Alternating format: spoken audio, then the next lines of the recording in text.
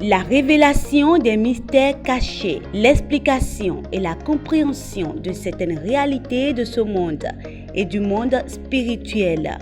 Ceci au travers de votre émission à la source. Ne néglige pas le don qui est en toi. Ne néglige pas. C'est pas facile. Le Seigneur viendra me demander les comptes par rapport aux brebis qu'il m'a confiées. À la source vous éclaire, oriente votre connaissance et vous conduit vers la source de toutes vos préoccupations. Ce n'est pas au début du mariage qu'on découvre même les jouissances sexuelles. Non. Mais qu'est-ce que la Bible dit dans le livre de Cantique des Cantiques? Aujourd'hui, on ne veut pas poser beaucoup de questions. Quand on ne comprend pas, en même temps, on prend la poubelle et Satan. En même temps. Un serviteur de Dieu ne peut plus bien faire un autre travail que le travail de Dieu. À la source, c'est sur la télé évangélique tous les lundis à 10h et à 22h30 minutes avec les appelés de l'Éternel. À la source, l'émission sans tabou.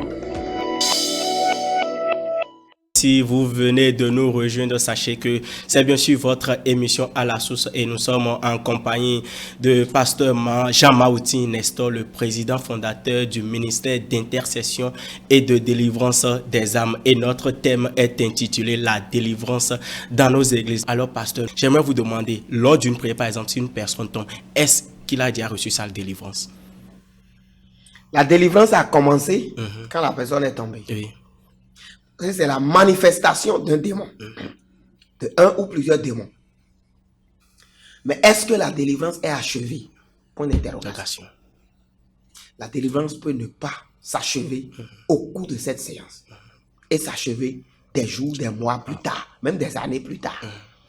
Donc c'est ça. Mais j'aimerais vous demander, est-ce qu'aujourd'hui, l'état des lieux, est-ce que tous les hommes de Dieu sont appelés à délivrer? Puisque nous voyons dans nos églises aujourd'hui, les hommes de Dieu seulement, ils sont concentrés sur la prédication, la bénédiction. Est-ce que les hommes de Dieu, tous, ils peuvent délivrer?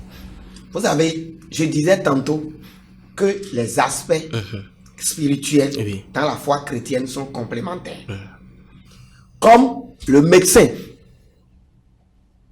l'ophtalmologue, va compléter le cardiologue, c'est la même chose. Il y a des pasteurs qui sont hauts pour enseigner. Et son enseignement aussi délivre. Son enseignement, c'est pour délivrer. Il y en a qui sont hauts pour exhorter. Son exhortation délivre. Donc nous sommes tous là, des délivreurs. Mais à degrés et dimensions diverses. Il n'y a pas d'homme de Dieu qui ne délivre pas. Ça dépend aussi de l'onction. Très bien. Il y a des pasteurs qui sont pour délivrer maintenant proprement, comme vous le dites, la chasser les démons. Oui. Lui n'est pas aussi meilleur que celui qui enseigne. Non. C'est pas parce que lui chasse les démons qu'il est plus grand que celui qui exhorte. Non. Non. Pas du tout. Malheureusement, celui qui chasse les démons, les regards sont plus braqués sur lui. Exactement. Mais ça ne veut pas dire qu'il est plus important que celui qui enseigne. Celui qui enseigne aussi délivre parce que la parole libère. Celui qui fait la prédication, lui aussi il est en train de délivrer. Il suffit que quelqu'un saisisse ce qu'il a dit. Et il est délivré. Mais le coach est un délivreur. Le coach. Oui. Le coach est un délivreur. Ce qu'il dit, il apporte une idée. Il explique. Quelqu'un écoute. Et il est délivré de quelque chose. De la pauvreté. Écoutez, nous sommes tous des délivreurs. Mais même le journaliste, l'informateur, est un délivreur. Il délivre d'un fléau quand il annonce quelque chose. Le sentinelle, un délivreur. Ne t'assois pas ici, assois-toi ici. Assois-toi ici, tel côté. Mais c'est un délivreur. Une personne qui oriente. Qui oriente est un délivreur. Donc voilà ce que nous devons comprendre. Lorsque nous apportons une information nouvelle, une prophétie, C'est pourquoi le prophète est un délivreur. Le pasteur est un délivreur. L'évangéliste est un délivreur. Ouais. Écoutez, nous travaillons tous pour la même cause. L'humanité. Il n'y a pas quelqu'un qui soit plus grand que l'autre. Vous êtes tous les mêmes. Nous sommes tous les mêmes. Et des fois, nous devons apprendre à se soumettre à l'onction de l'autre. Pas dire non, moi j'ai l'onction de guérir le malade. Oui, tu as l'onction. Après avoir guéri le malade, il faut quelqu'un pour l'enseigner. Sinon, il va redevenir malade. Il va redevenir malade parce que le démon qui est parti là va revenir en lui. C'est ça, les réalités. Pasteur, nous allons continuer toujours sur cette question-là. Est-ce que la manifestation du Saint-Esprit lors d'une prière doit forcément amener quelqu'un à tomber? Pas toujours, mais des fois. Parce que la puissance du Saint-Esprit est plus forte que l'homme. Et l'amène à perdre l'équilibre. C'est tout. Et il peut tomber. C'est-à-dire? Pas toujours. Je dis bien, la puissance du Saint-Esprit est plus forte que l'homme. Et sa manifestation peut amener l'homme à perdre l'équilibre. Et il tombe. Mais pas toujours. Pasteur, une personne que vous voulez délivrer, par exemple, quelles sont les étapes? Non, vous savez, on ne programme pas la délivrance. C'est Dieu qui déclenche la délivrance. On ne programme pas une délivrance. Mais Dieu déclenche la délivrance. C'est pourquoi, quand on dit séance de délivrance, les gens courent pour y aller et ils retournent encore. Tels qu'ils sont venus. Tels qu'ils sont venus. C'est Dieu qui déclenche. Maintenant, quand c'est déclenché, vous pouvez programmer l'achèvement. Parce que vous êtes au cours d'une prière où vous avez 500 personnes, 1000 personnes, et la délivrance a commencé. Vous n'avez pas eu le temps de chasser tous les démons. Vous pouvez lui dire, bon, reviens demain, reviens après-demain, et mettre une équipe pour achever. Mais quand vous dites, bon, on va te programmer pour la délivrance, et vous mettez une équipe là pour commencer la délivrance, vous allez prier 3 heures, 4 heures, 5 heures, sans des fois ne pas y arriver. C'est Jésus-Christ à travers le Saint-Esprit qui programme, qui déclenche la délivrance. Et vous, en tant que pasteur, vous l'achevez. Des fois, j'ai dit ça peut durer dans le temps, soit des mois. Maintenant, pendant tout ce temps, il faut des coachs autour de la personne. C'est-à-dire, des gens qui vont lui dire ne manque pas. Persévère. Ceux qui vont l'encourager. Et ça manque dans notre église aujourd'hui. Quand je parle de coach, ce n'est pas nécessairement celui qui est assis dans un bureau quelque part. Non. Ça, c'est un autre aspect. C'est un autre aspect de la chose. Donc voilà un peu tout ce qu'on peut dire dans la délivrance. Il y a d'autres questions. Bon. Alors, pasteur, aujourd'hui, vous avez dit tout à l'heure que ça dépend de l'appel et de l'onction. Mais aujourd'hui, dans la société, nous voyons déjà des écoles qui sont créées pour former des hommes de Dieu et sortis finalement pour délivrer. Que pensez-vous de ça? Oui, ce n'est pas mal. Mais reste à voir quelle est la carrure même là, du formateur. Oui, parce qu'on sait que quand on va parler d'école de délivrance, beaucoup vont courir pour venir. Oui. Mais le formateur lui-même là, il a quelle expérience? Écoutez, moi j'étais encore très jeune. Dans l'œuvre. Quand j'ai reçu un frère qui est venu de la Côte d'Ivoire et qui m'a dit qu'il a fait l'école de la démonologie. Donc, une science. Il a fait l'école de la démonologie en Côte d'Ivoire. Waouh! Moi, je me trouvais encore très bas à côté de lui. Mais je dirigeais une petite église en ce temps-là, très jeune. J'étais même encore étudiant, mais je dirigeais une église. Et j'avais un cas de dépression. Sur l'église, il y avait un jeune qui avait besoin de la délivrance, qui faisait la dépression. Wow, quand il m'a dit qu'il a fait l'école de la démonologie et qu'il est venu avec un diplôme. C'est quelqu'un qui est bien outillé. Alors. Outillé. Je l'ai conduit dans la maison. Pour le mettre à l'épreuve. Il n'a pu rien faire. Rien. Il n'a pu rien faire. C'est ça la réalité. Aujourd'hui. Donc il ne s'agira pas forcément d'aller faire une école de délivrance ou devenir délivreur. Non, c'est le Saint-Esprit qui déclenche. Et laissez-moi vous dire, j'ai continué seul mon combat avec ce jeune homme.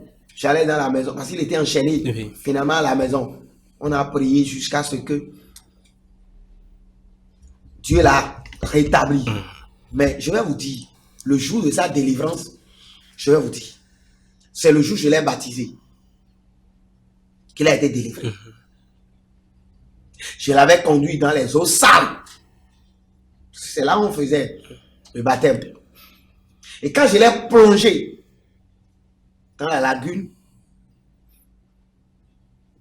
il a ouvert la bouche pour boire l'eau.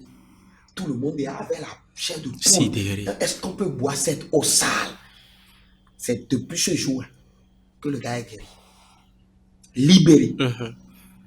Mon démonologue n'a pu rien faire. Il est reparti avec son diplôme. Donc c'est un peu ça. Donc il ne s'agira pas de former. Non. Mais la formation là aussi n'est pas à minimiser. Mais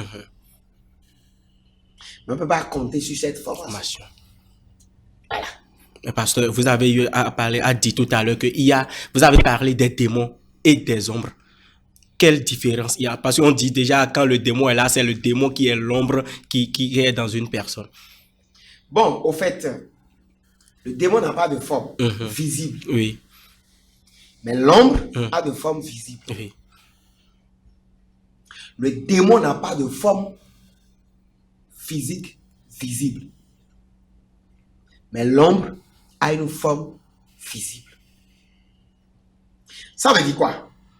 L'ombre, c'est peut-être un fantôme. C'est un masque qu'on a animé, qu'on a envoyé. C'est un mort qu'on a réanimé, qu'on a envoyé. C'est son ombre qui vient. Ça a une forme. Mais toujours est-il que l'ombre est dirigée par un esprit, un démon. Un démon. Qui se manifeste maintenant. Qui se manifeste. Dans le cas d'ombre, il faut invoquer le feu, la puissance de Dieu pour faire partie ou bien pour consumer. C'est ça la réalité. Mais le démon n'a pas de forme visible. C'est un esprit qu'on ne peut pas voir. Pasteur, aujourd'hui, après sa délivrance, quelle est la meilleure manière de célébrer sa délivrance? Puisque vous avez dit tout à l'heure qu'après la délivrance de ce jeune homme, vous l'avez baptisé. Célébrer la délivrance, c'est mener une vie de sanctification. Je n'ai pas dit j'ai délivré le jeune homme. J'ai continué mon combat jusqu'à ce que sa délivrance soit totale. Parce qu'il faut faire beaucoup attention. C'est des expressions qu'il faut prendre avec des pincettes. Vous savez, il y a la terminologie en français qu'il ne faut pas ignorer. Les mots ne disent pas toujours ce que nous voulons dire.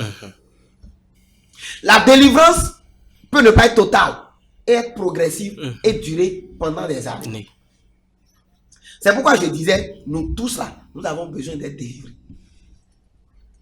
Autant que nous sommes. Ce que vous ignorez, vous prenez en otage. Ce que vous ignorez, vous prenez en otage. Et vous avez besoin d'être délivré de cette ignorance.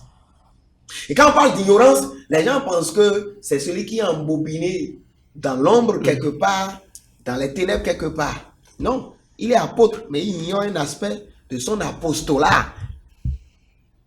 Et il va écouter un message qui va le délivrer. Il va écouter une proclamation qui va le délivrer. Donc la délivrance là, elle est inhérente à nous tous. Jusqu'à moi qui vous parle, j'ai encore besoin de la délivrance. Quoique délivreur,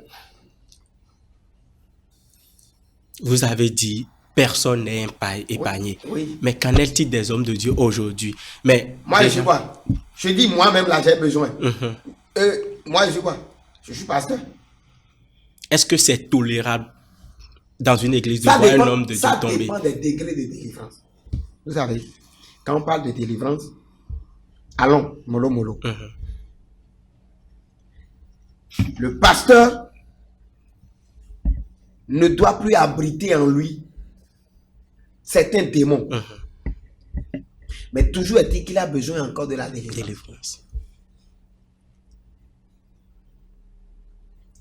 Il y a des pasteurs qui abritent en eux encore l'esprit de mensonge. Et ils sont menteurs. Je n'ai pas dit qu'ils mentent. Non.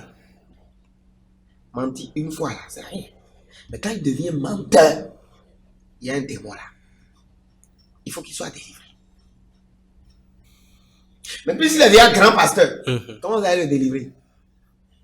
Le gouvernement de l'enfer l'a déjà entrepris pour le conduire en enfer.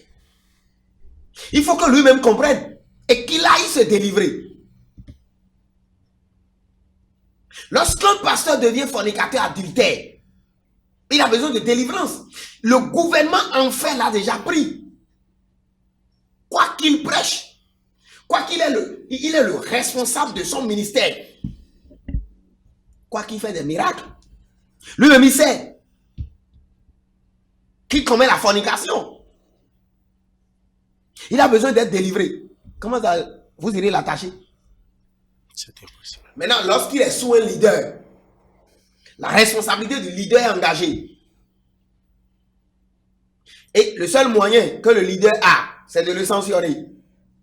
Vous le sanctionnez, ces fans vont se lever. Ces fans qui travaillent pour qu'il aille en enfer vont se lever. Pour dire non, ce qu'il a besoin, ce qu'il a fait, n'a pas besoin de ça. Le pasteur pouvait l'appeler chez lui et camoufler ça. On pouvait le couvrir parce que nous sommes tous pécheurs. Les fans, c'est eux qui poussent en enfer. Le seul moyen que le leader a, c'est de le sanctionner publiquement pour qu'il ait honte. Et que ceux qui l'aiment l'appellent pour dire, écoute, soumets-toi, reste là, change. Toi-même tu reconnais. Parce qu'il va chercher tous les moyens pour dissimuler les faits, pour cacher, pour camoufler. Vous n'aurez jamais la vérité. Le leader a une information, il sanctionne. Pas parce qu'il est méchant. Non. Mais le leader ne peut plus organiser une délivrance pour lui pour dire venez le délivrer. Non. Non. Mais quand il le sanctionne, il commence par le briser. Parce qu'il avait le vent en poupe. L'orgueil l'a saisi. C'est compliqué. C'est très compliqué. Donc c'est ça la réalité. Et il faut être dans une dimension donnée pour le connaître. Oui. C'est pourquoi la responsabilité des leaders est engagée. C'est pas facile.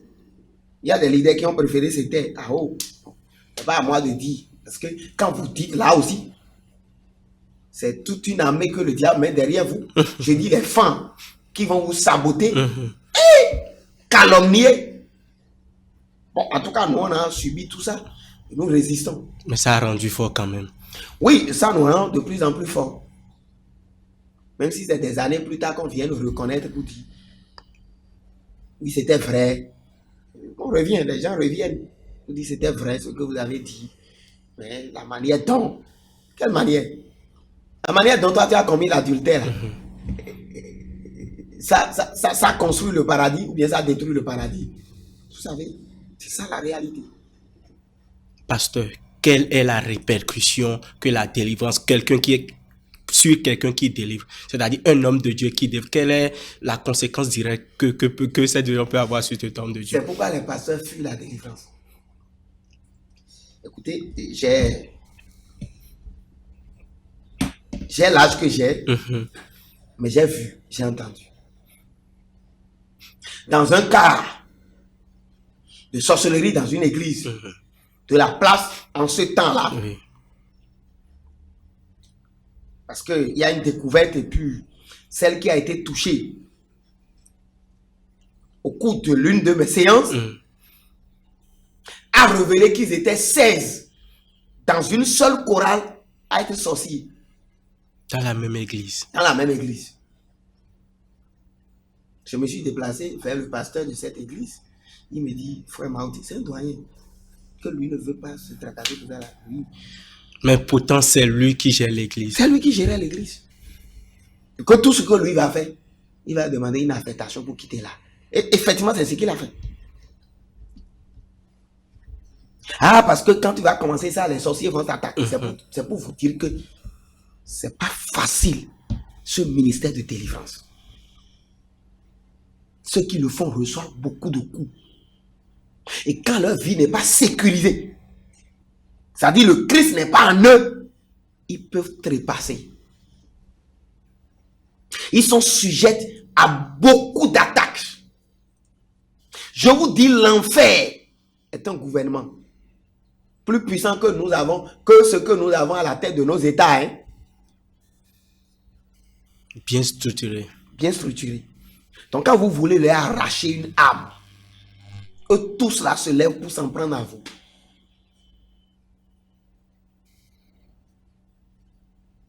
Mais quand vous chassez un démon, ceux qui l'ont envoyé vont croiser les bras. Jamais. Vous voulez prendre une âme de leur main. Vous voulez dépeupler leur royaume. Le diable fait tout pour remplir l'enfer. Délivrer quelqu'un de l'enfer. Parce que c'est ça même l'objectif de la délivrance. C'est le sortir des chaînes de l'enfer.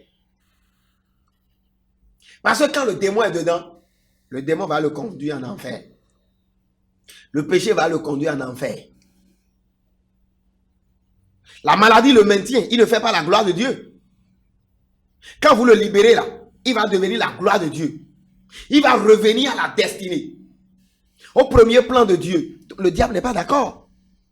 Il met la sorcellerie, la divinité, les démons, tous les esprits pour combattre. C'est ça la réalité. Donc, ceux qui ont le ministère de délivrance, c'est les gens qu'on devait soutenir, malheureusement. Ils sont sabotés. Ils sont calomniés. Ils sont même persécutés. La persécution est déjà là. Même celui que vous avez délivré, il va revenir plus tard là, pour vous embêter. Quand sa vie commence par prendre de la valeur, vous n'êtes plus rien. Lui, il est déjà en haut là-bas. Il vit déjà bien. Mais pendant que vous l'avez délivré, il ne sait pas quel nombre d'attaques vous avez reçu. À cause de lui seul. Quand vous le sortez, votre message le sort même du péché. Vous êtes attaqué. Parce que vous prêchez la vérité. La vérité libère. Jésus dit quelque chose que je ne vais pas oublier de dire avant de partir. Oui. Si le Fils vous a franchi, vous serez réellement affranchi. C'est Jésus qui a franchi. Mais il utilise les hommes de Dieu comme instrument. Et l'instrument là est persécuté. C'est comme la hache, le coucoupe qui va fendre la pierre.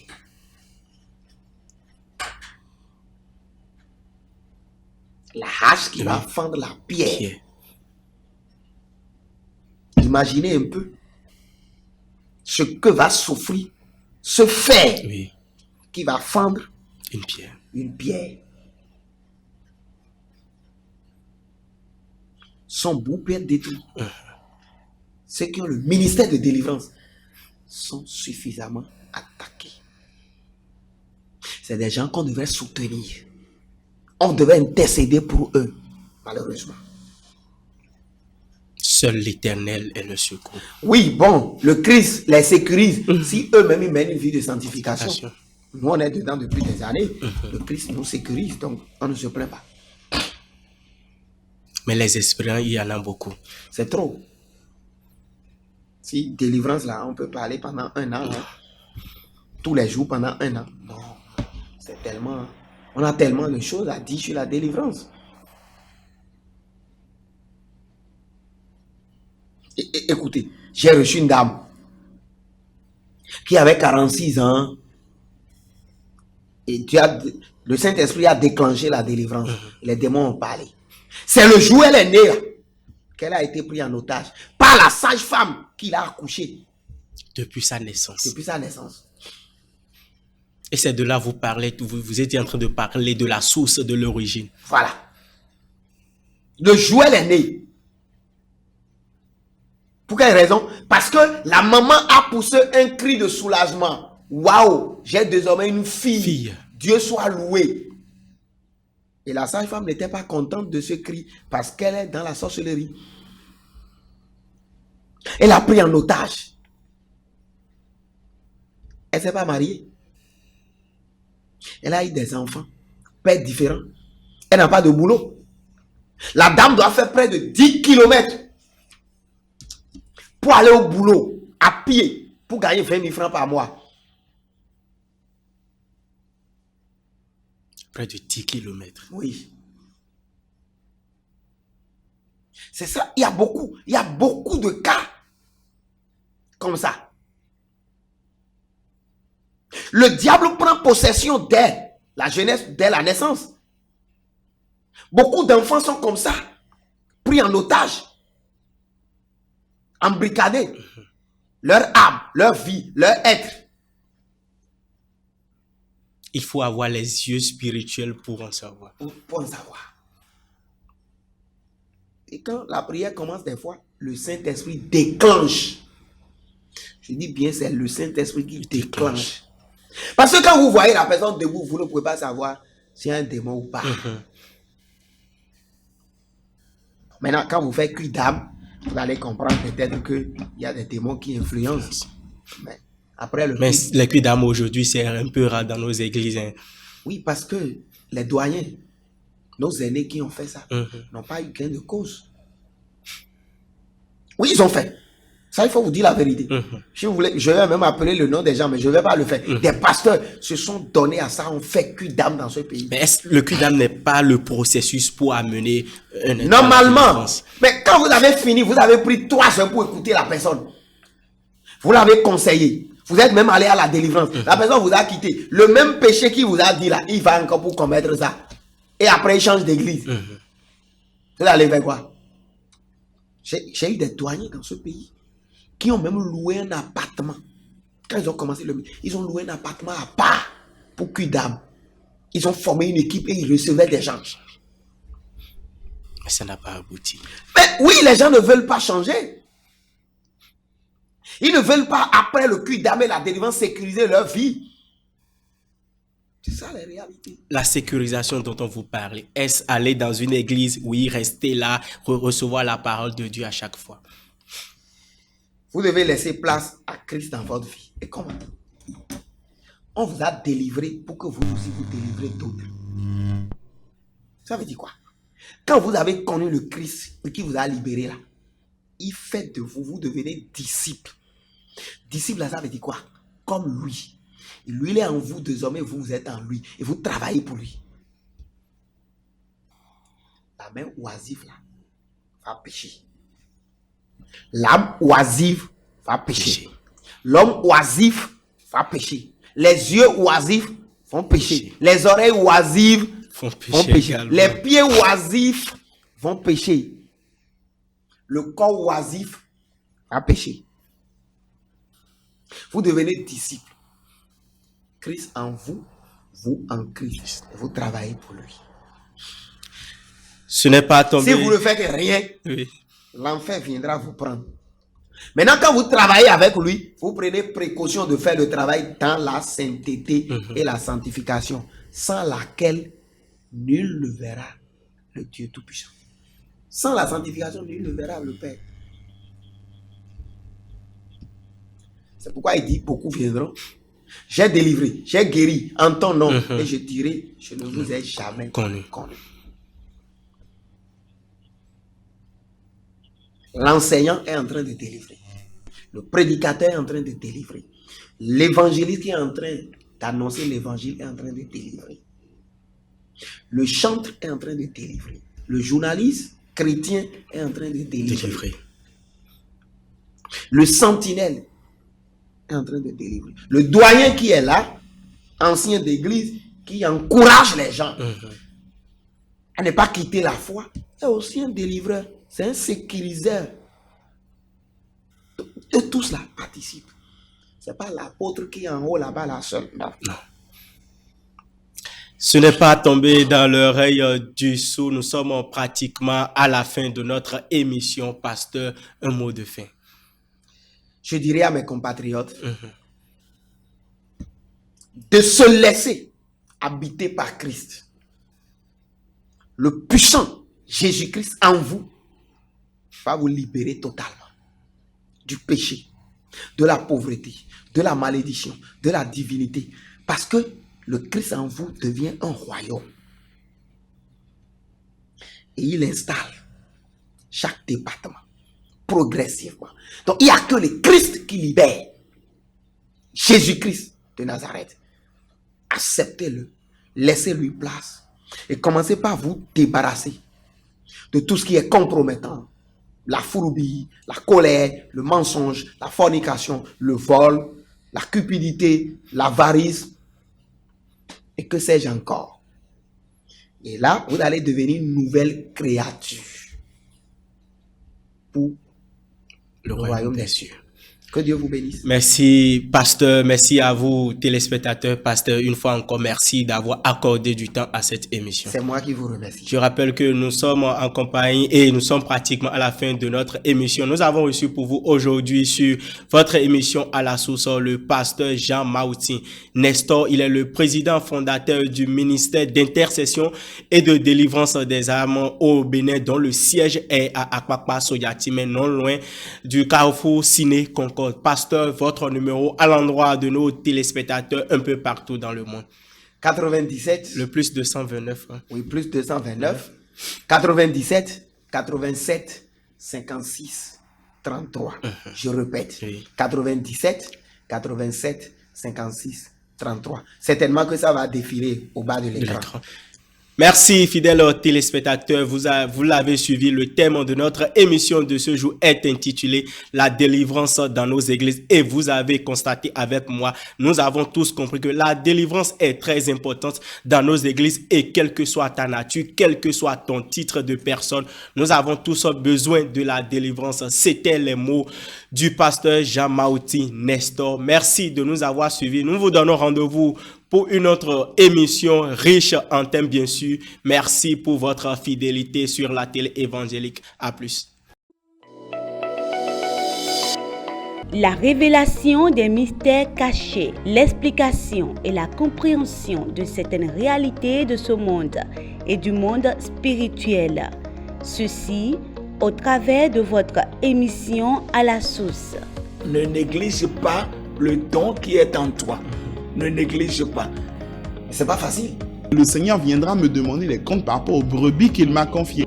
À la source vous éclaire, oriente votre connaissance et vous conduit vers la source de toutes vos préoccupations. Ce n'est pas au début du mariage qu'on découvre même les jouissances sexuelles. Non. Mais qu'est-ce que la Bible dit dans le livre de Cantique des Cantiques? Dieu ne veut pas poser beaucoup de questions.